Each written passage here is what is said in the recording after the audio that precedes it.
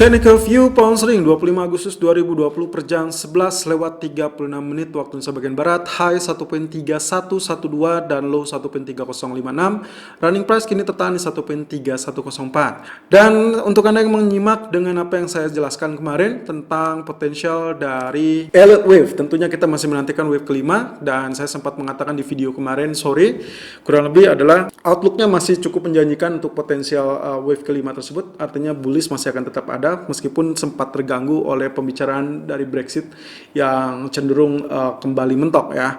Dan kalau saya ulangi lagi, ini wave 1, kedua, ketiga, dan ini adalah fase wave keempat yang mungkin saja kalau nantinya dia tembus area resisten berarti kita mendapatkan pola wave kelima. Tapi saya sedikit menyoroti dengan potensial flag ya, bullish flag yang terjadi di wave keempat.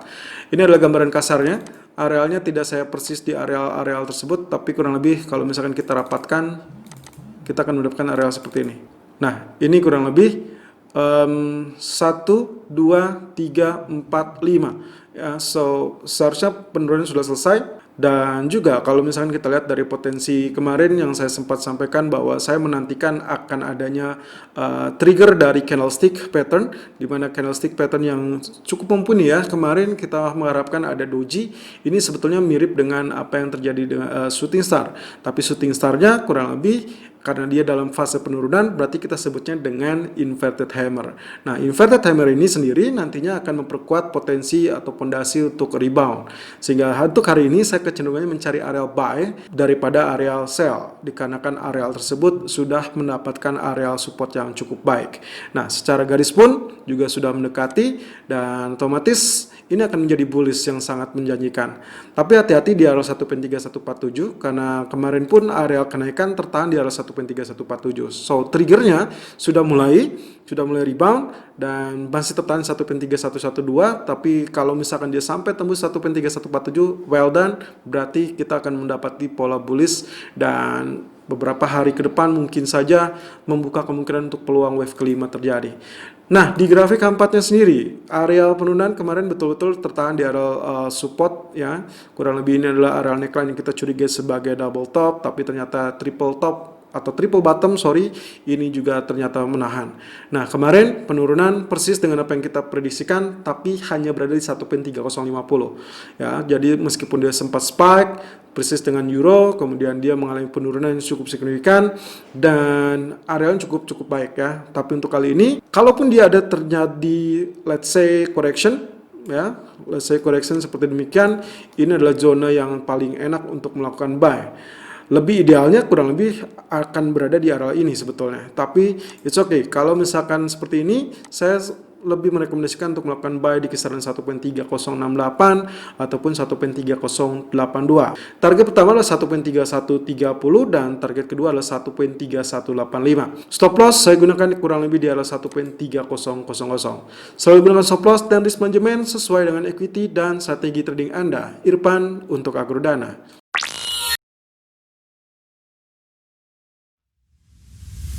Technical View Euro USD 25 Agustus 2020 per jam 11:40 waktu Indonesia bagian Barat. High 1.1812, low 1.1782 dan running price kini bertahan 1.1810. Well, persis dengan apa yang juga kita harapkan di euro, dengan apa yang sempat kita sampaikan di video outlook untuk pound sterling ataupun euro USD kemarin sore. Kurang lebih saya menantikan keduanya memiliki candlestick trigger, di mana candlestick yang kita harapkan adalah doji candle. Nah, kalau tadi di pound sterling kita mendapati triggernya yang mungkin relatif kurang meyakinkan sebagai inverted hammer, tapi ini adalah inverted hammer. So di euro justru dia sangat meyakinkan karena potensinya real bodinya cenderung lebih kecil, lalu kemudian dengan tail yang cukup panjang setelah berhadapan dengan bearish candle seperti demikian. Jadi confirm bahwa hari ini kita akan juga mencari area buy untuk euro USD, meskipun tidak mesti dia mencapai area bawah ya. Area bawahnya ini berada di kisaran 1.1742. Kemarin dia hanya turun sampai 1.1782. So hari ini pun area 1.1782 nya menjadi area support yang relatif kuat menurut saya. Jadi kalau kita hitung 1, 2, 3, 4, 5, berarti 5-nya sebetulnya 2 hari yang lalu di tanggal 21 Agustus. Nah, atau Anda juga bisa menggunakan alfabet di sini A, B, C, D, E.